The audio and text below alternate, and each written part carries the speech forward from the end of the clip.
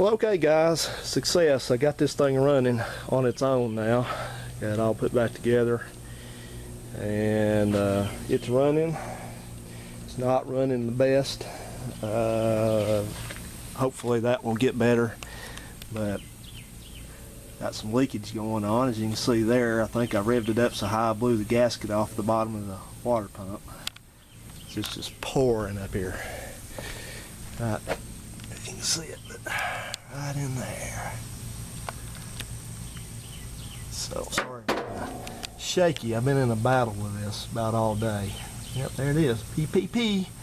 So anyway, that means all this work I did to put this bracket on this alternator and get it lined up and the belt not to squeal and the belt run right is going to have to come back off again.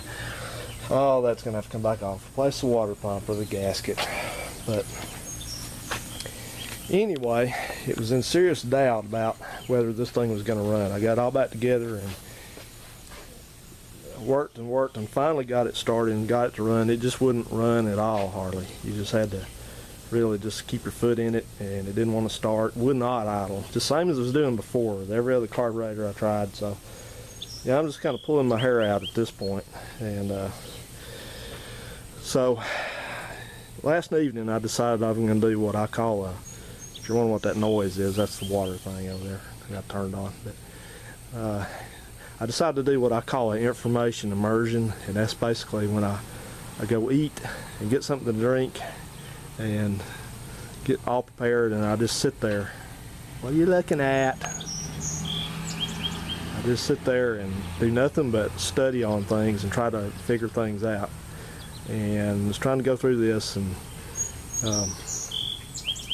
kind of puzzle this out and figure out why it wasn't running right, because I don't have any history on this engine in this truck except it's not the original. I know it's not the original because I've run the numbers on it. The VIN number that's stamped into it does not match this truck. The code that's stamped at the end of the VIN does not match this truck. What's supposed to be in it, it's out of a 78.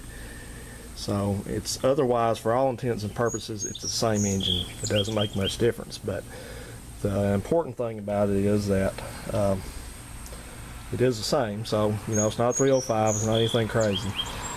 So I got thinking about things, and the first thing that, you know, when you've been wrenching on stuff a while, you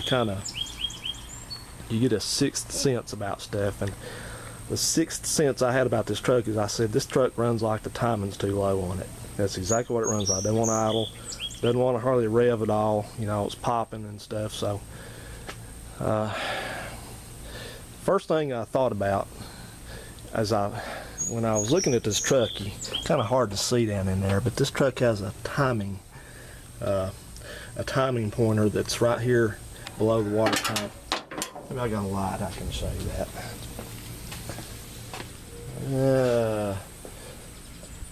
Maybe not. No, don't worry about it. But anyway, oh, I know where it's at. It's in here.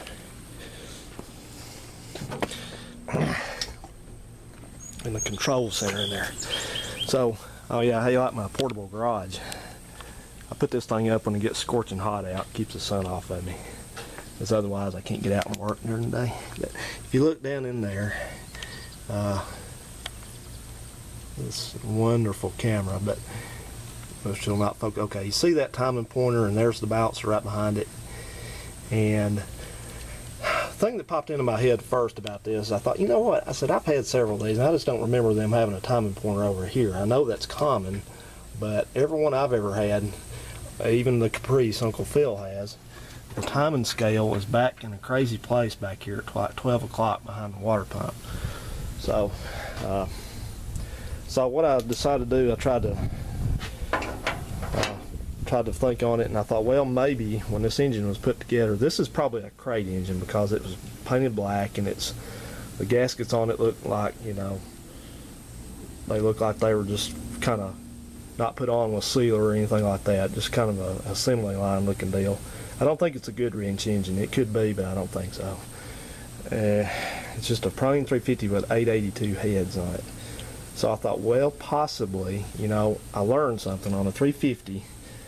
there's usually about 2 or 3 different timing tab positions. There's that 2 o'clock like this is, there's a 12 o'clock behind the water pump, and then there might be another one, but those 2 are all we're worried about. I thought maybe somebody's put the wrong timing tab on it. Maybe I've got it timed to this tab and the balancers for the tab up here, because the mark on the balancer is 2 different places. So I ran through all that and I got all excited about that, and came out first thing this morning, checked it, and it's not the case. The balancer mark, I got a little twist wire tie thing and took that number 1 spark plug out and put it down in there and watched it as I turned the engine over by hand, and sure enough, when that thing stopped moving, it was right on the timing mark. Yet so that, well, anyway, I was going to say, yet, it wouldn't run right, even with the distributor set the right way back there. I made sure and double sure that thing was in there where it's supposed to be. And so that was out. So I'm sitting here thinking, well, the next thing you do when you have them, it was running bad and it has a slight miss in it.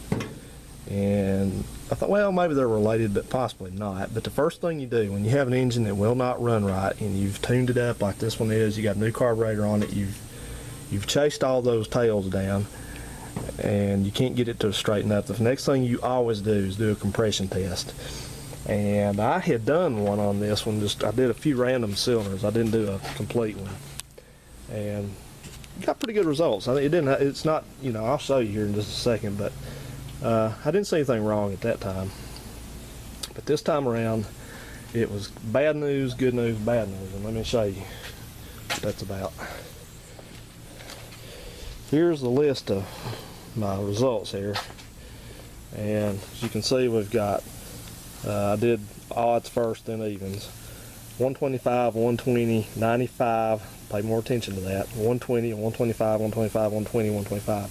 So the bad news is this thing doesn't have the highest compression, and that's mainly because it's probably a smogger engine. It's probably just got rebuilder pistons in it and big old heads and thick head gaskets, so it just doesn't have much cranking compression. I'm not worried about that.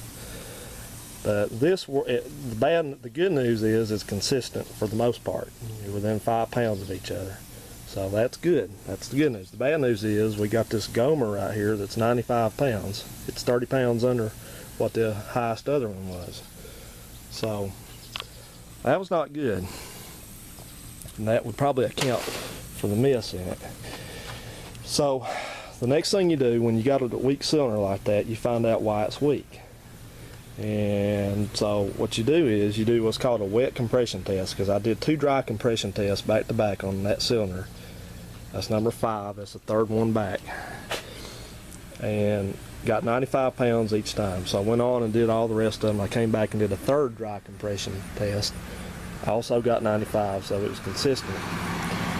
So the next thing you do a wet compression test. So what you do on a wet compression test, you take some motor oil. I use 30 weight. You take the plug out.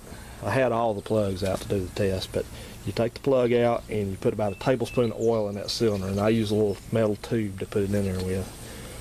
And when I did that, the compression came up to 135 pounds in that cylinder. Now what's that tell you? That tells you that your compression, your sealing problem is in your rings, your piston ring seal somehow. It's something to do with the relationship between the compression rings and the cylinder wall. Either they just lost their seal for some reason, or the cylinder's got a gouge inside of it, or something's going on to that end. So that's not good. But if you put the oil in there and it does not affect the compression results at all, then that points to something like a valve that's not sealing, or a valve that's starting to burn away, or something like that. So that told me right away that something's going on with number 5. And that kind of sucks, because this engine is pretty clean inside. I can tell. I did that, and I did the test where you check the timing chain, you take the cap off, and you turn the engine by hand one way, and then you start turning it the other way to see how long it takes the rotor to go back the other way. And it's pretty tight. The timing chain looks good on it, so I knew that the timing chain had likely not skipped. So I'm trying to think what has happened to the cylinder. and I studied on it, and it came back to me. I remember that third one back, number 5 over here, was the one that was fouled out.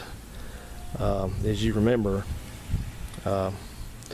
it was fouled out for whatever reason, and so at this point I can't tell you if it was fouled out because it's got a bad ring in it, a bad compression ring, or something's wrong with the cylinder or the cylinder wall, whatever, or it just fouled out because it had fuel. See, once your cylinder starts missing like that and it doesn't fire anymore, you're just getting raw fuel circulated through that cylinder, a fuel air mixture. You're not burning any of it, so it tends to wash down the cylinder in there, and it tends to kind of remove that coating of oil. So I have no idea how long this ran like that. It could have been just a little while, or it could have been for a long time. I don't know. I have no idea, so I don't know the extent of the damage. Hopefully with some running and get some heat in it and get it, load the sides of the cylinders, maybe it'll come back and that mist will go away. But the other thing I noticed, put all this back together, I put the new wires on it. That's the only last thing I didn't put together. And I thought, well, you know what? I'm either gonna do or die on this thing. I'm gonna just start cranking the timing up on it. I'm gonna twist the distributor back there and start pulling the timing up on it and just see if it runs better. And sure enough, for whatever reason, it runs better. I don't know what's going on with that, why you have to advance the time, but I've read people say that before. They've got these engines and they try to time them by the marks and the thing won't even run. So who knows, man? I don't know what's causing all that, but it's running better and better with the timing being bumped up. So hell if I know.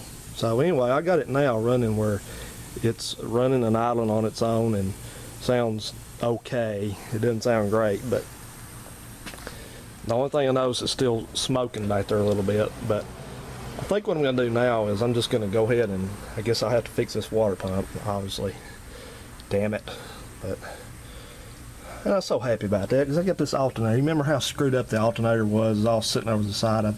Just dang. I should say dang, I guess. It's good to see you too. Come back and see us anytime. Which you don't really mean that, but it's good having you. It's been too long. Y'all come anytime. That's what people say all the time, and they never really mean that. Because the people that say it know they won't be back anytime soon, and the people that they say it to know the same thing. It's so good to see y'all again. I missed y'all. Nah. So anyway, let's fire this thing up, and I'm going to just give you a warning ahead of time. I decided this afternoon, I said, you know what, I'm either going to get this thing running and get the potatoes cleared out of this thing. I'm going to give it some foot. I ain't going to try to blow it up, but I'm not going to worry if it does blow up. So you're going to hear some revvage and some heavy footage on this thing, so don't get too scared or traumatized by that.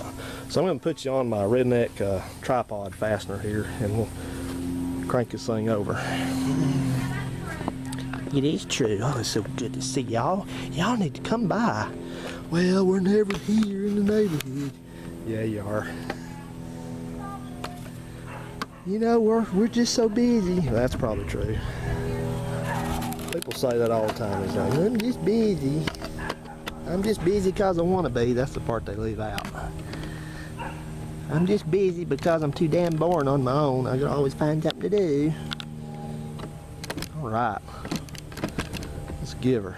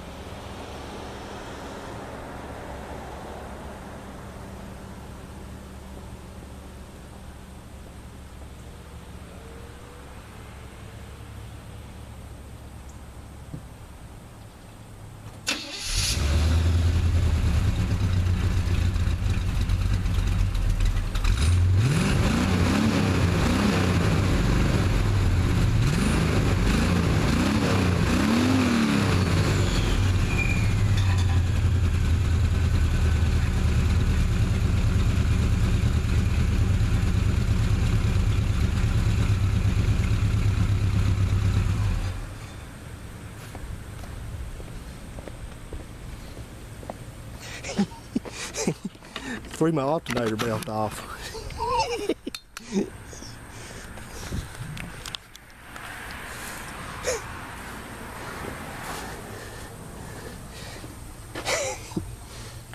Oops.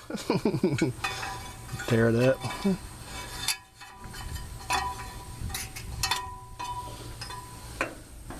No, looks like it flipped over. Ah, shoot. Oh well.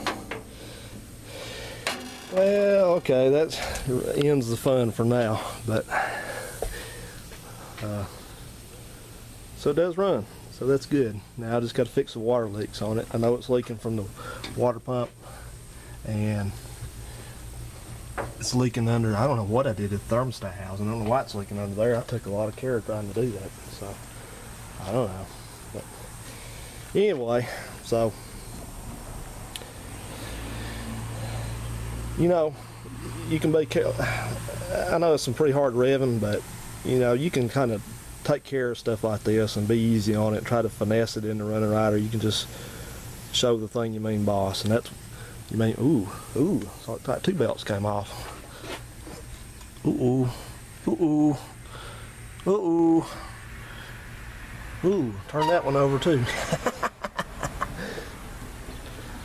That wasn't that high. It could have went higher if I'd held it. But anyway, guys, no, I'm not. I know you're not supposed to really do that on an old engine, but I don't care. Like I said, this thing is either going to run and it's going to move, or it's not. You know, so while it's here, it's going to run and move. So I'll fix the water pump, see what's up with that, get that leak fixed and all that, and then we'll pick back up on this thing. We'll take it for a drive. Small block Chevy, yes. Who needs anything else? Thanks so much for watching, guys. Glad you tune in. Love to hear your comments. Y'all come back anytime. We sure missed you. Sure did. Oh, I'm gonna tell you. Been wondering, I'll do a real quick little update on this car. This car's got 20,000 miles been on it in the last 6 months, and it's so far, I'm knocking on my wooden head here, it's been totally reliable. Hadn't had a single problem out of it. So maybe that kind of shoots down that theory of Infiniti is hard to maintain. So see you guys. Have you a good one.